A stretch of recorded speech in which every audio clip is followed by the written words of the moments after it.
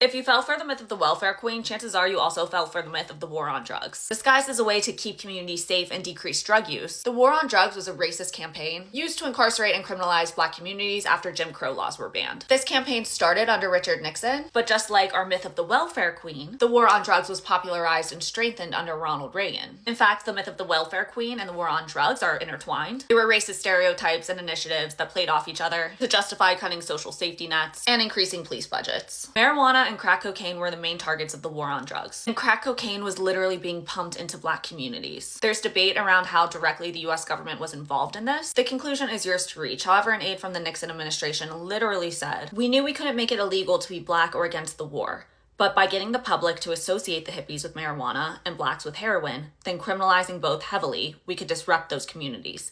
We could arrest their leaders, raid their homes, break up their meetings, and vilify them on the evening news." Did we know we were lying about the drugs? Of course we did. Regardless, the policies that followed disproportionately targeted Black communities. Crack cocaine was punished 100 times more severely than powder cocaine. I mean, literally, a rate of 100 to 1. It was a legal way to keep Black Americans disenfranchised and exploited through forced prison labor, which is still a huge part of the US economy. If you want to go deeper, I highly recommend reading the book The New Jim Crow. And to this day, the war on drugs has reshaped how we think about public policy, how we think about addiction, how we think about crime, and once again turned a public health issue into a moral failure instead of systemic racism and neglect. And it only began somewhat shifting when the opioid crisis started affecting white communities.